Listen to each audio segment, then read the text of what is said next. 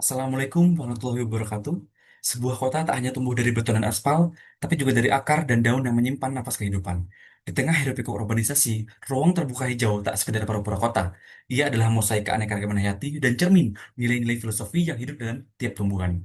Tapi, sejauh mana aspek itu benar-benar menyerap CO2 dan merawat kota Yogyakarta? Saya, Gautam Badri Adiatma, dan hari ini saya akan mempresentasikan penelitian saya yang berjudul Keanekaragaman dan Nilai Filosofi Tumbuhan untuk mendukung penyerapan gas CO2 di ruang terbuka hijau Kota Yogyakarta. Penelitian ini bertujuan untuk mengidentifikasi jenis-jenis RTH di Kota Yogyakarta, mengestimasi kemampuan serapan CO2, dan menganalisis hubungan antara keanekaragaman spesies dan nilai filosofis pohon terhadap kapasitas serapan CO2. Secara metode, saya menggunakan stratified random sampling berdasarkan luas RTH publik dan RTH private dengan estimasi mengikuti rumus IPCC 2006 dan 2019. Nilai keanekaragaman dianalisis menggunakan indeks Shannon dan indeks Simpson. Sementara untuk nilai filosofis ditentukan dari studi literatur yang sudah saya lakukan dan disesuaikan dengan kerangka 5 dimensi berdasarkan Jajuli et al. 2021 dan dinilai dengan skala rendah, sedang, hingga tinggi menurut Bachelor 2023. Untuk uji statistik, saya menggunakan Shapiro-Wilk test, Kruskal-Wallis, dan korelasi Spearman, mengingat data yang tidak terdistribusi dengan normal. Dan hasilnya cukup menarik. Pertama, RTH total hanya mencakup 23,5% dari luas RTH di kota Yogyakarta, jauh di bawah ketentuan nasional sebesar 30%.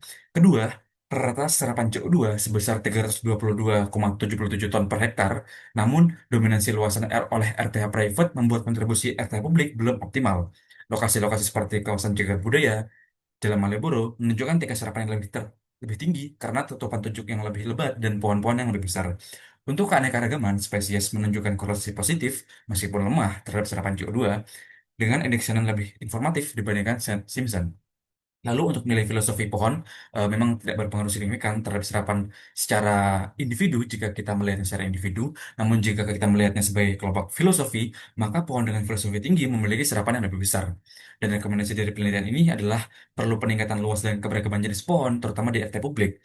Dan selanjutnya variabel usia pohon perlu dimasukkan dalam model estimasi. Dan yang ketiga, diperlukan studi selanjutan untuk mengukur dan memetakan sumber emisi terbesar, khususnya dari kendaraan bermotor agar desain RTA bisa diarahkan secara strategis untuk menyerap emisi dari titik-titik konsentrasi tertinggi. Terima kasih, sekian dari saya. Wassalamualaikum warahmatullahi wabarakatuh.